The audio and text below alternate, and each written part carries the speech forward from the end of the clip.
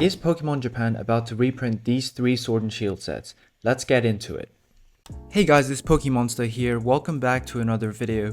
Breaking news in the last 48 hours that Pokemon Japan might be reprinting 3 of the last Sword and Shield sets before V-Star Universe. Those being S11 Lost Abyss, S11A Incandescent Arcana, and S12 Paradigm Trigger. Let's take a look at what sources have talked about the reprints so far. If you're interested in Japanese Pokemon cards, then stick around towards the end of this video because I'll be telling you what my strategy is going to be with these booster boxes and what I think yours should be. So we have a tweet from Pokéka-chan, a Twitter account giving Pokemon card information that there might be resale of the Sword and Shield expansion packs. Now when they talk about expansion packs, really what we're talking about is the set as a whole. But obviously you've got videos from other YouTubers like Rob Burns, who has quoted Card Tonight, another very reputable source. And looking at further tweets from Pokéka-chan, we can see that Yellow Submarine are actually taking pre-orders for these boxes. Now Yellow Submarine is a very established hobby shop in Japan. If you guys travel around in Japan when you go, you might see some of those shops there. But interestingly, they've put a 2-box limit on LA, 6 boxes on IA, and 6 boxes on PT. But the crucial information that we've got is if we click into this video, you can actually see what estimated date this reprint is coming out. So this is not confirmed, but from the Yellow Submarine reading here, this is saying June second half. I believe that based on this news, the reprint is going to be coming either at the end of this month or at the start of next month. The only thing that I am unable to figure out is whether this is saying that they're taking pre-orders or whether it's actually intending to come out towards the second half of June. But what is actually in these sets? So as I said, these are the last 3 sets before V-Star Universe. We have 2 alt art sets being Paradigm Trigger and Lost Abyss. So Lost Abyss has the Giratina, which is one of the most iconic Sword and Shield cards, but it also has the Aerodactyl V, the Rotom V, and the Berserker, and a lot of people like the Aerodactyl as a nice second place alt art. Lost Abyss also has the Lady SR as a sort of waifu card in quotation marks, although the hype around waifu seems to have died down. Meanwhile, Paradigm Trigger, you've got the Lugia alt art, Regidrago, Unknown, and Skuntank V, plus the Candice SR. And finally, Incandescent Arcana forms part of Silver Tempest in English, but in Japanese it was one of these sort of brick box sets. So this was a 20-pack set, 6 cards per pack, and it didn't have alt arts, so to say. It had CSR cards, so it has a very nice Superior CSR and Mawile CSR. But the most popular card from this set, no doubt, will have been the Serena. How do I know that it's an extremely popular card? Well, looking at the PSA population report, 18,000. So this really does show in what kind of quantities modern cards are being printed in. Let's look at the PSA population report. For Paradigm Trigger, the Lugia V alt art has a PSA population of 7,951, and Giratina, you may be shocked, has a population of 8,258. And this is for a set that people think is rare relative to the others, but based on the population report, maybe not so much. Finally guys, if you want to take a look at the close-ups of these alt arts that I'm talking about, I did post a video showcasing my $11,000 alt art collection, so I'll post a link in the description and post a link in the video cards so you can click on it and enjoy those chase alt arts in close-up if you want. Back to the topic of today's video, we have a reprint announcement. It really does look like it's going to come soon. It is slightly shocking news when you think about it because no one expected this. This has come out of nowhere. But let's take a look at what impact it has had on prices so far. So again, I'm on Amazon Japan, and if you want to know how to buy Japanese booster boxes, make sure to check out my guide, which I'll put toward the end of this video. So taking a look at how this has affected prices on Amazon Japan, you can see new listings for new boxes here for about 12,000 yen, in some cases a bit lower. But the key point headline is the price has more than halved from what it was before for Lost Abyss, and the same story is showing up for Paradigm Trigger. Although it's not halving, it's going to 6,790 yen, which is less than Pokemon 151, even though this set is close to being 2 years old. So looking at that, you've got $44 for a Paradigm Trigger box, which has a Chase Lugia alt art, one of my favorite special arts from the Sword and Shield era. So really interesting to see how the reprint announcement has already caused some market panic. And let's take a look finally at Incandescent Arcana. To be honest with this set, I think it has gone down in value quite a bit purely because it is mainly a waifu focused set, and interest in waifus has died a very dramatic, slow and painful death. So looking at Incandescent Arcana, you can actually get it for cheaper now than Paradigm Trigger. So it's very clear that this reprint announcement has had a huge impact on the market. We don't know exactly how much is going to come out, but if I'm rationalizing it right, there's no denying that Pokemon Japanese investing and the Japanese market in general is in a huge slump at the moment because there isn't that much interest, and I think that the lack of set strength in Scarlet and Violet recently has not helped that, with Night Wanderer and Mask of Change potentially being the two worst sets that the SV era will have.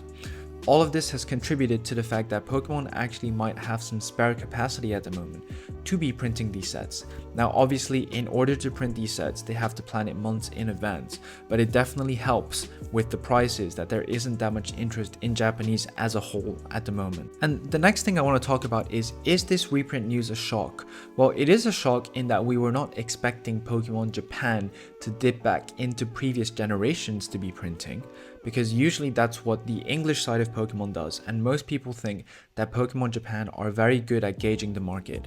But obviously in the last 2 years, there's been a huge problem with scams and scalping in Japanese Pokemon booster boxes, whether it's scammers buying booster boxes, taking out packs, searching them, or whether it's just outright taking out all of the packs and resealing the boxes with cheaper packs. There has definitely been a problem with scamming on that side, and also in terms of scalping, there have been many Japanese resellers on Instagram who have hoarded a lot of stock and made it very, very difficult for people to attain these Japanese booster boxes. So maybe Pokemon is really pushing down hard to try and eliminate that, at least for the short term. I don't know if it's possible to do that for the long term, but at least for now, I believe it is working. But if I try to rationalize it another way, right, these sets are all less than 2 years old. So Lost Abyss is the furthest away set from where we are now, and even that came out on the 15th of July 2022. So is it that shocking that Pokemon Japan are printing something that's less than 2 years old? I would say no. However, I have heard rumors that Pokemon Japan are going to go even further back in the Sword and Shield era. So the more they do that, the more and more unexpected it becomes. You know, there's a lot of panic from people who are holding a lot of this stock that Pokemon could be going as far back as EV Heroes or even further, because as I said, these 3 sets that I've named are sort of towards the end of the Sword and Shield era, but we still don't know whether Pokemon Japan are going to go even further back. There certainly are rumors that Pokemon are going to go back as far as Starbirth at the moment, but nothing yet confirmed as to them going even further back. So what should you be doing about these sets? Well, first we have to choose, right? There's 3 sets to choose from. Now, looking at how Yellow Submarine have rationed it, I think is a pretty good demonstration of where it's going to go. The most obvious choice of what to pick is Lost Abyss. Obviously, it's still going to depend on what that pre-order price is going to be, but without a doubt, Lost Abyss is going to be the most popular pick out of these 3 sets. Firstly, because people feel like Lost Abyss was not printed that much, but obviously it does hold a lot of value in terms of the Giratina Aerodactyl alt art, which a lot of people like as their second best version of the alt art. So Lost Abyss is obviously going to be a good pickup for me. If you're a collector, this is a great time to buy the boxes. Maybe think about ripping it. I will be trying to pick up some of these boxes to finally open them. Around the time that Incandescent Arcana released, that's when Japanese really started to get hyped up. So I didn't really get much of a chance to open Lost Abyss for myself to try and pull that Giratina V alt art. And got to remember that the Giratina V alt art is an SR rarity, so it's not even as rare as a VMAX alt art. So in that context, I think it's going to be fun for me to buy some to open as well as some more to hold. Obviously, your investment strategy is also going to depend on how much of each you already have. So Paradigm Trigger, by far, I have the most out of these 3 sets, so I don't think I'll need to pick it up. So I'll be focusing mainly all of my energy towards Lost Abyss.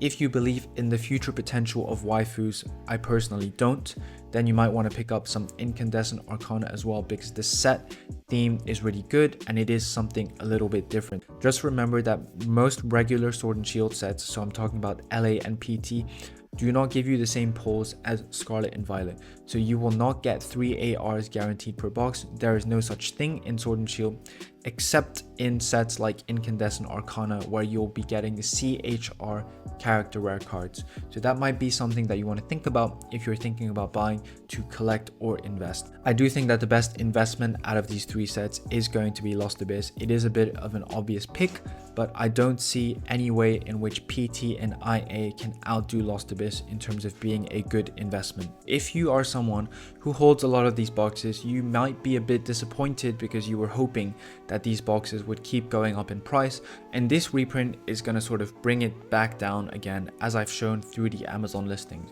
But if we're talking about investing and your time horizon is long enough, I do believe that these will go back up eventually. You just need to be patient with it. And I'm not gonna lie, I do hold quite a bit of this. I have about 14 Paradigm Trigger and like 7 Lost Abyss. It is a little bit of a kick in the teeth, but it's a bit bittersweet because I think it's going to be great for people who maybe didn't get a chance to buy it at the time to get it now, and even for myself, it's a great opportunity to pick it up more. A final thing that's going to be really interesting to look at from an investing perspective, and I'm going to be giving credit to Bonnie-tastic, my friend Max, for this, is are the new boxes going to be coming in the new strip seals? So if we look at these boxes, at the time that they came out, Pokemon was not yet implementing the strip seal thing. So firstly, just remember that the strip seal does nothing to stop resealing, but it's more about being able to distinguish between the first few waves of print versus this new second wave. Are they going to be adopting the exact same as this box, or are they going to be putting strip seals in which case, from an investing perspective, that might actually benefit you if you hold some of these initial print boxes. Now, I'm not saying that it should cause a huge value increase for these first prints, but it'll just be like a cool little Easter egg to have both prints and be able to distinguish between the 2024 reprint and all the previous prints that came before it. I think one impact that this reprint is going to have is it's going to stop people from buying Sword and Shield for a while now, because they're just going to want to hold their horses to see if there's further reprint announcements coming. And that's certainly what I'm going to do, because the best thing about a reprint is that it affords you the best opportunity to pick up genuine booster boxes that haven't been subject to scams if you know what you're doing. So if you want to know what to do, make sure to watch my guide, which I'll put in the video description. So to conclude, this reprint is good news for collectors, bittersweet news for investors who are already holding a lot of these boxes, but in the long run, I still think it's a good thing for the hobby that people are able to pick up these previously really popular sets. The question is, how far back is Pokemon going to go with these reprints? Stay tuned to my channel because I'll be keeping you updated with any further developments. Thanks a lot for watching, guys. Please make sure to like, subscribe, and comment, and happy collecting.